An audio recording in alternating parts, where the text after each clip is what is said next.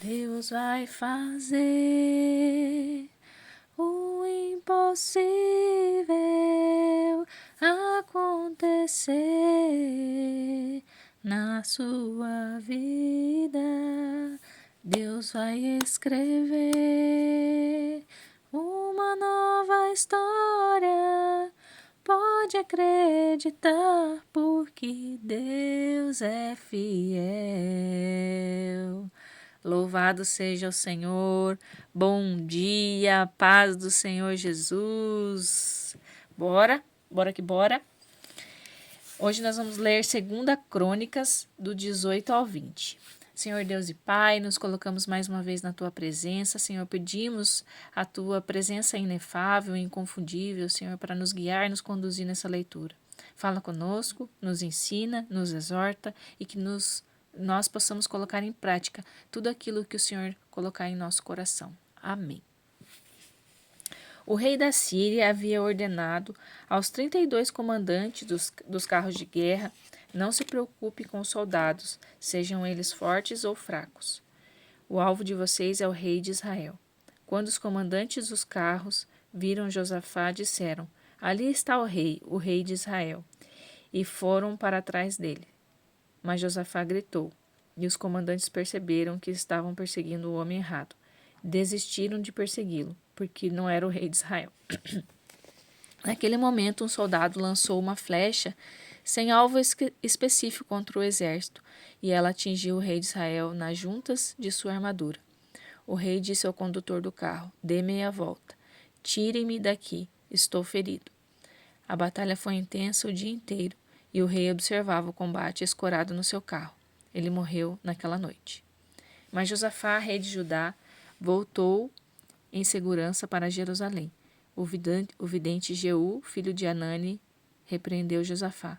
Você não tem nada que ajudar o perverso, nem de se unir com aqueles que aborrecem o Senhor.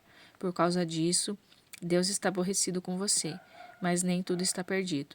Você fez um ótimo trabalho eliminando os altares de orgia religiosa da nação e se dedicou ao Eterno. Josafá continuou morando em Jerusalém, mas visitava regularmente o povo desde Berseba, no sul, até o Monte Efraim, no norte, para que não se esquecessem do Senhor, Deus dos seus antepassados. Ele nomeou juízes em cada uma das cidades fortificadas e os instruiu. Façam seu trabalho com seriedade e responsabilidade, para que não se trate apenas de julgar as questões humanas. Vocês apresentam a justiça e as decisões do Senhor. Vivam no temor do Senhor. Sejam criteriosos, pois Deus não tolera desonestidade, nem parcialidade ou suborno. Josafá também nomeou em Jerusalém os levitas, sacerdotes e chefes de famílias para decidir questões relacionadas à adoração e para serem mediadores em conflitos pessoais. Ele os instruiu: façam seu trabalho com temor do Senhor. Sejam confiáveis e honestos. Quando trouxerem uma causa envolvendo com um compatriota, sejam assassinatos, seja interpretação de leis, vocês devem alertá-lo de que estão perante ao Senhor.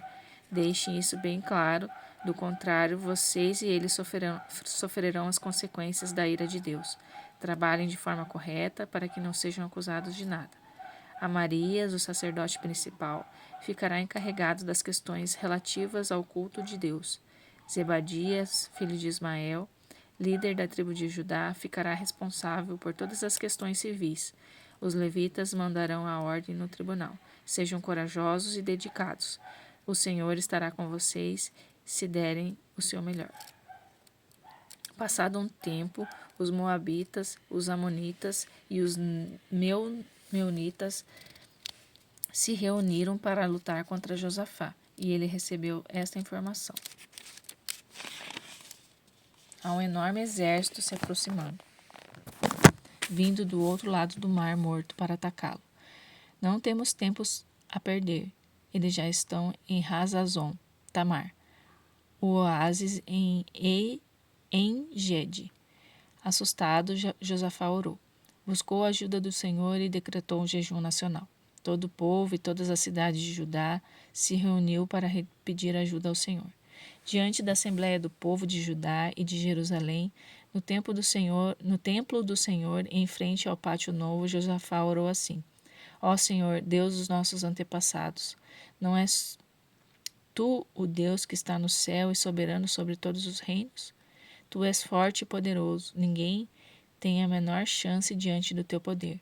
Tu mesmo expulsaste os moradores dessa terra quando trouxestes o teu povo e entregaste a terra deles a Israel, os descendentes do teu amigo Abraão. Eles habitaram nesta terra e construíram um santuário em honra ao teu nome, dizendo: quando acontecer alguma desgraça, como guerra, enchente, epidemia ou fome, entraremos no templo, pois sabemos que está pessoalmente presente nele, e clamaremos em meio ao sofrimento e à angústia, e tu nos ouvirás e nos livrarás. Pois é o que está acontecendo agora. Os amonitas, os moabitas e os moradores do monte Seir estão nos ameaçando.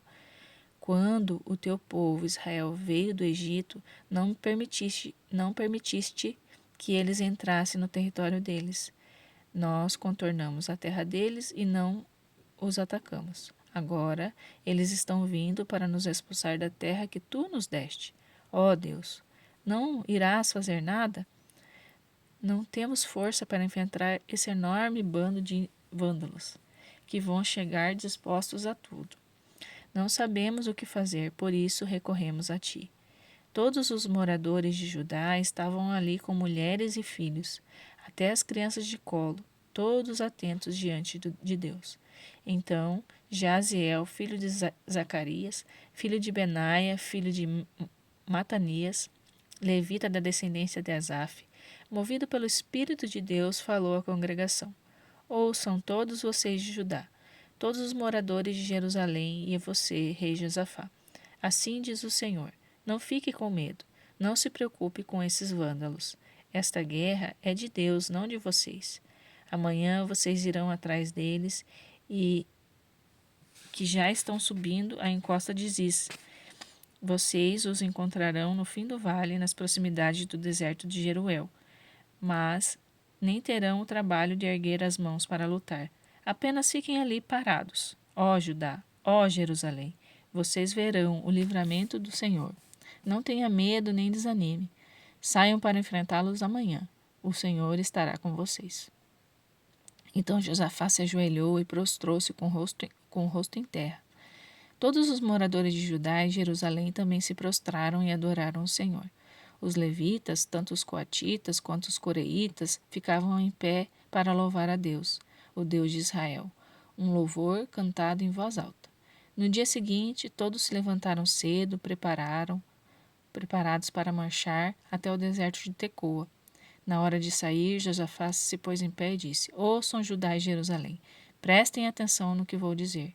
Confiem no Senhor, o seu Deus, e não serão derrotados. Acreditem também em seus profetas e terão vitória. Depois de conversar com o povo, Josafá formou um coro para louvar a Deus com vestimentas litúrgicas. Eles marcharam à frente das tropas cantando: deem graças ao Senhor, o seu amor é leal e não tem fim. Assim que começaram a cantar louvores, Deus armou uma emboscada contra os amonitas, os moabitas e os moradores do monte Seir que tinham vindo atacar Judá. Eles foram todos derrotados. Os amonitas e os moabitas atacaram por enganos os moradores de Seir e os massacraram. Depois, na confusão, atacaram uns aos outros, matando-se a si mesmos. Quando Judá subiu a colina para observar os vândalos no deserto, viram cadáveres espalhados por toda parte. Não havia um único sobrevivente. Josafá e o povo foram saquear os cadáveres e encontraram mais coisas do que conseguiam carregar. Equipamentos, roupas, objetos de valor. Eles levavam 3 dias para recolher tudo. No 4º dia, reuniram-se no Vale da Bênção, Beraca, e louvavam o Senhor. Por isso, o lugar recebeu o nome de Vale da Bênção. Em seguida, Josafá levou todos os homens de Judá de volta para Jerusalém, numa grande festa, pois todos estavam alegres. O Eterno tinha concedido uma vitória espetacular sobre os inimigos. Assim que entraram em Jerusalém, foram ao templo de Deus, ao som de toda espécie de instrumento. Quando os povos vizinhos souberam que Deus tinha derrotado os inimigos de Israel, ficaram aterrorizados durante o restante do reinado de Josafá. Não se ouviu mais falar deles e a nação viveu em paz. Foi assim que o reinado de Josafá, ele tinha 35 anos de idade quando começou a reinar e reinou em Jerusalém durante 25 anos. Sua mãe se chamava Azuba e era filha de Sile. Ele seguiu os passos de seu pai Asa sem se desviar. Agradou a Deus. Contudo, não eliminou os altares ligados às orgias religiosas. O povo também não se dedicou inteiramente a Deus. E o restante da vida de Josafá, desde a infância até a velhice, tudo está registrado nas memórias de Jeú, filho de Anani, que foram incluídas nas crônicas dos reis de Israel. No final de sua vida, Josafá cometeu um grande erro. Fez um acordo comercial com Acasias, rei de Israel. Associou-se com ele para a construção de navios em Ezim-Geber e o comércio com Tarsis. Eliezer, filho de Dodava, de Merasa, profetizou contra Josafá por ter se aliado com Acasias. Deus destruirá o seu trabalho. Assim os navios naufragavam e não puderam dar continuidade ao comércio com Tarsis. Atos capítulo 26. Admito que nem sempre tive essa convicção. Por um tempo pensei que era minha obrigação opor-me a esse Jesus de Nazaré com todas as minhas forças. Apoiado pela autoridade dos principais sacerdotes, à torta à direita lancei cristãos sem saber que eram gente de Deus na cadeia. E sempre que havia uma decisão por voto, eu votava a favor da execução deles. Eu invadia sinagogas, obrigando a blasfemar contra Jesus. Eu era um terror, obcecado em destruir esse povo. Depois comecei a fazer as mesmas coisas nas cidades ao redor de Jerusalém. Um dia, no caminho para Damasco, munido de documentos dos principais sacerdotes, que me autorizavam a agir bem na metade do dia, um brilho, uma luz mais brilhante que o sol veio do céu sobre mim e sobre os meus companheiros. Ó Rei, o brilho era inacreditável. Todos nós caímos por terra. Então ouvi uma voz em hebraico: Saulo, Saulo, por que você está me perseguindo? Por que insiste em ir contra o aguilhão? E eu disse: Quem é, Senhor? A voz respondeu: Sou eu, Jesus, aquele que você persegue. Mas agora levante-se, tenho uma missão para você. Eu o escolhi a dedo para ser um servo e testemunha do que aconteceu hoje e para o que vou mostrar. Eu o envio para abrir os olhos dos que não me conhecem. Assim eles verão a diferença entre a luz e a escuridão e poderão escolher a luz. Verão a diferença entre Deus e Satanás e poderão escolher a Deus. Eu o envio para apresentar a minha oferta de perdão de pecados e de um lugar na família de fé. Você irá convidá-los a fazer companhia aos que vivem de verdade porque creem em mim.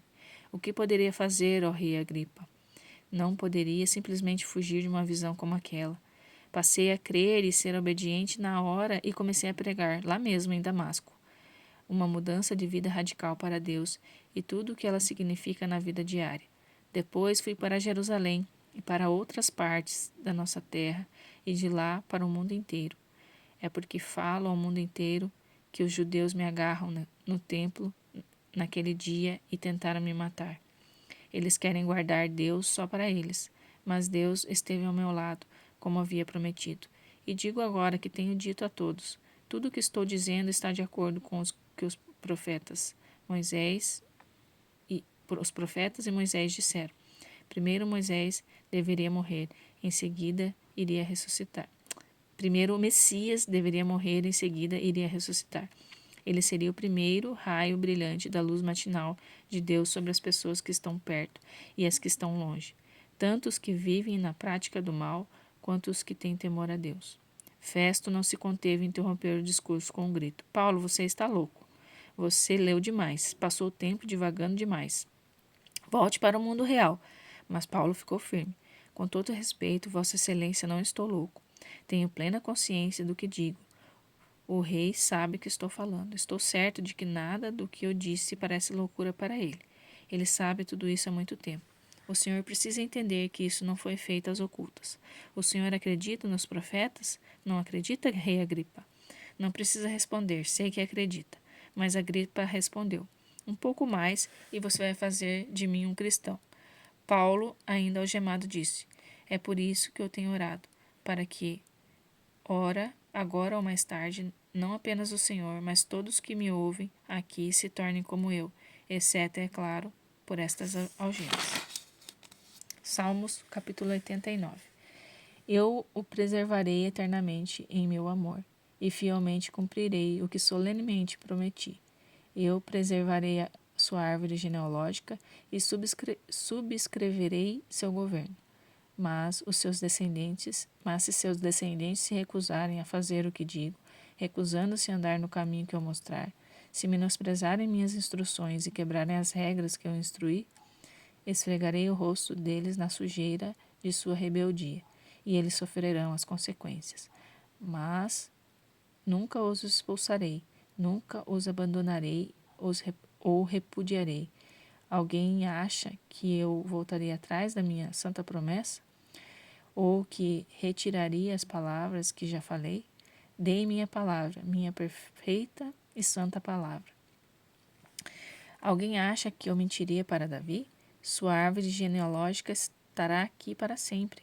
Sua soberania é tão certa como o sol, segura como as fases da lua, inescapáveis como o clima. Louvado seja o Senhor. Eu separei aqui um trecho que fala do rei Acabe, né? Que por mais que ele não tivesse à frente da batalha, ele foi atingido. Então não adianta a gente se esconder do Senhor, ele nos acha. É isso que eu queria trazer. E aqui fala, né, que ele nunca vai apartar de nós, ele pode nos corrigir, mas ele nunca se apartará de nós e nem deixará de cumprir as suas promessas. Louvado seja o Senhor. Pai, obrigado por esta palavra, obrigado por esta verdade, que nós consigamos renovar nossa mente através dela e consigamos colocar em prática tudo aquilo que o Senhor nos falou hoje. Quero dar um alô para o seu Luiz, um senhorzinho do Uber. Eu oro para que o Senhor te encontre e que você desperte o desejo de ler a palavra do Senhor. Amém. Fiquem na paz.